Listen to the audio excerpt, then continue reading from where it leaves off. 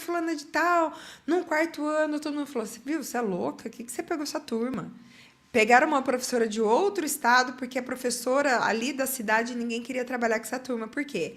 Era filho de influencer, era filho de juiz, era uma sala de aula muito complicada. Quando a gente acha que é difícil dar aula para rede municipal e pública, gente, particular também não é nada fácil. Então, assim, eu estava realmente pegando o pior dos dois mundos. Eu falei, e agora? Como que eu vou fazer? Enfim, por que eu gosto de mostrar essa foto aqui para vocês? Eu acredito sempre que toda vez que a gente vai recomeçar, é uma grande oportunidade que Deus nos dá. E aí a gente faz o melhor que a gente pode, né? A gente mostra a nossa força, a nossa resiliência nisso tudo. Eu peguei essa sala de aula porque não tinha muita opção também, né? Não tinha nem dinheiro para pegar o avião de volta. Falei, não, eu vou ter que fazer essa sala de aula certo, gente, não tem essa. E aí o que aconteceu? É mais ou menos isso, misericórdia mesmo, Gi. Eu estava numa situação que eu tinha deixado meu marido, tinha deixado meu estado, eu estava morando praticamente num hotel, até conseguir alugar um apartamento. Gente, olha, foi tão difícil quanto morar fora. Morar fora, eu cheguei numa casa tudo bonitinho, ali eu estava me estruturando. E todos os professores, mais uma vez, deram as costas, porque eu estava entrando no lugar de uma amiga deles que tinha sido mandada embora. Então, parecia que o que na verdade que eles queriam? Eles queriam que ninguém pegasse a turma, né? Que a escola sentisse o peso ali. Só que eu não tive opção, eu tive que pegar aquele abacaxizão na mão. E aí, uma das minhas primeiras aulas tá ali, ó, modelando o nosso comportamento. Eu comecei a trabalhar o socioemocional dessas crianças. Eu comecei a trabalhar as crenças dessas crianças. Eu comecei a aplicar metodologia ativa, neurociências, coisas que eu já estudava, só que naquela escola que eu estava antes, eu não tinha oportunidade de colocar, porque todo mundo achava que não ia dar certo. Então, eu comecei. Uma das primeiras coisas que aconteceu com essa turma, a direção, a coordenação, a psicóloga da escola não sabia mais o que fazer com essas crianças para puni-las, para que melhorasse o comportamento. Então, eles tiraram tudo que podia, inclusive a oportunidade de participar do campeonato que eles iam ter na escola.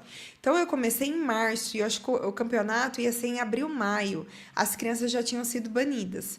Então, na hora que eu entrei na sala de aula, eles já tinham perdido tanto privilégio que tanto fazia para eles se comportarem bem ou não. Eles estavam extremamente atrasados no conteúdo pedagógico, pai e mãe reclamando, ou seja, estava um fuá terrível. Quando eu peguei, eu comecei do começo. Falei, não, do jeito que tá, não vai dar para ficar. E aí, o nosso primeiro ganho foi que eles tiveram a oportunidade de participar aí do Interclasses.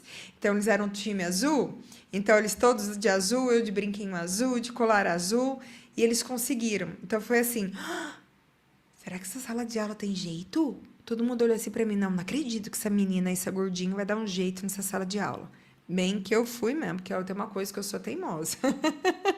Eu sou persistente, né? E fala para uma professora que não tem jeito para você ver como que é. E aí, aos poucos, eu fui. Aqui foi uma feira de artes que a gente fez de poema. As crianças estavam recitando poema, gente. Olha essa sala de aula que ninguém queria entrar, nem a coordenadora. Lá atrás, ali, ó, perto do armário, bem atrás de mim, ali no fundo, tem o Davi, que o Davi tinha uma necessidade maior, ele tá dentro do espectro autista. E antes e depois as coisas já estavam difíceis, o PRI é isso mesmo. Agora acho que piorou muito. E eu vou falar também que eu continuo em sala de aula, tá bom? Escolas tradicionais depois da pandemia, justamente por causa disso, tá, Pri? Tem a minha história antes e depois também da pandemia, como todo mundo. Eles eram do quarto ano. Então, eles fizeram essa... Olha aqui, ensinando área para eles no chão. Ali, eles estavam se preparando para um debate. Aqui foi a primeira vez eles escolhendo o personagem do livro, eles fazendo a apresentação, quais características do personagem. Lá no fundo, minha rotina, minha letrinha lá. E aqui ensinando as crianças horas no relógio digital, então a gente estava movimentando muito o braço. O Davi lá atrás correndo, que ele tinha uma necessidade, quando ele ficava muito eufórico, ele corria. Aqui eu estava ensinando fração, né? Então, assim, aqui ensinando que luz viaja na linha reta, né? Eu peguei aqui um pedacinho de isopor que eu achei numa caçamba, e fiz ali a luz passar pelos buraquinhos. Aqui também do ar quente e ar frio, né? E só que eu tive uma pessoa que me ajudou nesse processo. A sala de aula que eu estava era tão difícil que veio uma consultora educacional. de fora. Ela veio do Canadá. E aí ela começou a me guiar, me dar feedbacks ali precisos para que eu pudesse trilhar ali minha caminhada, né? Eu tive muito reconhecimento dessa linha, dessa rede escolar, né? Todo mundo pegou minha apresentação lá de modelar o comportamento. Eu fiz, e não sei se vocês viram, mas a primeira foto era um iPhone dentro de uma frigideira. Eu falei, eu tenho certeza que tem coisa boa aí dentro de vocês, que era o iPhone, né? Foi uma conotação porque eles estavam realmente carrancudos. Vocês estão escondendo. Então, assim, foi tirar, né, água ali de pedra mesmo, porque foi aos poucos, mas a gente teve coragem. Eu tive coragem de fazer. E olha que doido. Quando eu recebi esse recado, querida Jéssica, sua coragem e esforços, né, valeram a pena. Parabéns pelo seu bom trabalho. Quando uma pessoa me chama de corajosa, eu fiquei assim, quê? Quê? Como assim corajosa? Eu nunca achei que eu tivesse coragem. Eu sempre achei que eu era disciplinada demais de fazer o que tinha que fazer. E eu não entendia que envolvia coragem para fazer o que tem que ser feito. Porque, às vezes, por medo, a gente deixa de fazer muita coisa. Então, na hora que eu falei assim, nossa, da onde ela tirou que eu sou corajosa? E ainda eu tive a coragem de perguntar por que ela me achava corajosa. E ela falou, porque você fez isso, isso, isso, isso, isso. Ou seja, precisou de uma pessoa de fora para ver o valor que eu tinha. E hoje eu sei que o sucesso está sempre diretamente proporcional à nossa coragem. Pessoas com coragem, mais sucesso. Quanto menos sucesso, menos coragem. Porque a gente fica ali naquele platô, na zona de conforto, e a gente não consegue fazer nada de diferente. Então, a gente vai só repetindo os dias, né? Tem muita gente que fala, eu dou aula há 20 anos. Às vezes a pessoa deu aula há 1 ano só e repetiu 19 anos da vida, né? E eu tenho pelo menos essa vontade de querer melhorar sempre, né? Então, acho que isso também vem um pouco do mundo corporativo. Quando eu trabalhei em empresas, quando a gente tinha um problema, a gente tinha que buscar soluções. E o que eu via muito na escola é assim, a gente tem um problema, vamos casar com o problema? Vamos abraçar o problema, vamos dormir com o problema, acordar com o problema. E a minha mentalidade, a minha cabeça não era essa, era de querer realmente fazer a transformação.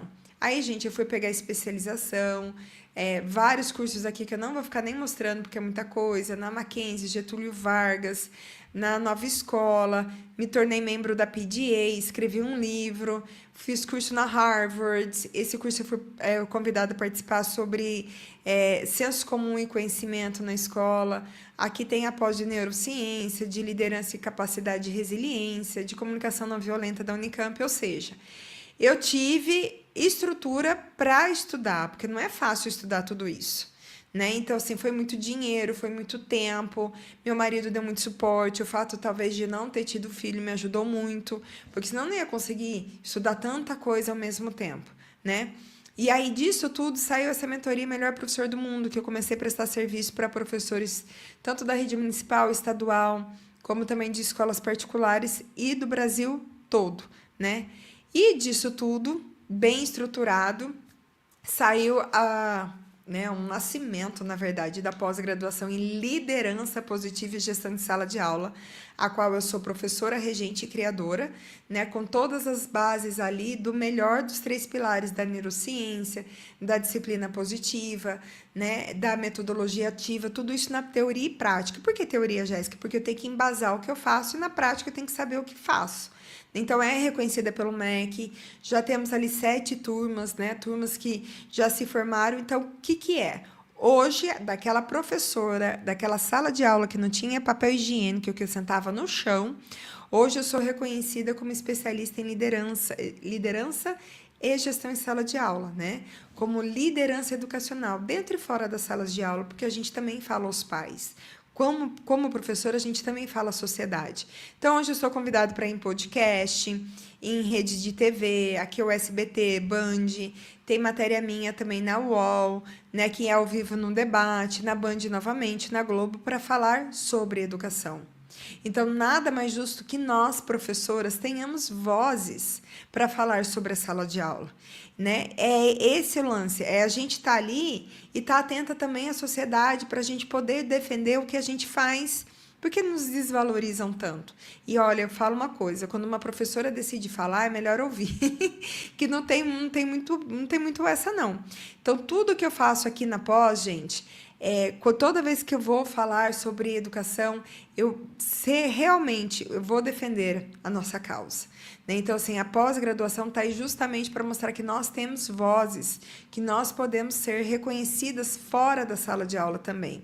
E eu gostaria que cada vez mais professores tivessem, né, essa oportunidade. E por mais difícil que tenha sido tudo isso, e eu passei bem rapidamente, não dá para falar os detalhes, eu espero que você também saiba que tudo coopera para o bem, né? Daqueles que amam a Deus e têm um propósito maior. Que eu acho que a nossa profissão, gente, está sendo tão atacada justamente por conta disso, que a gente tem um propósito muito grande por trás de tudo isso.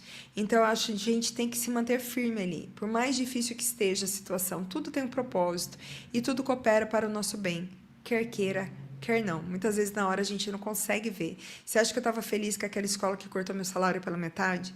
Será que eu estava feliz quando eu peguei a pior sala da escola? Né? Tudo isso me fez a pessoa que eu sou hoje. Então, eu olho para trás e eu vejo corajosa, sim. Líder, sim. Né? Vale, sim, a pena passar por tudo que eu passei. E hoje, quando a gente vem... lá, obrigada, Lu. E eu quase dei uma chorada, viu, Lu? Hoje que eu dei uma segurada aqui. Porque só eu sei o quanto minha saúde esteve em risco, meu casamento esteve em risco. Tinha uma época, gente, que eu tomava tanto remédio. Foi a única época que eu tomei remédio. Não sou nada contra remédio controlado. Mas eu ia pedindo uma amostra grátis.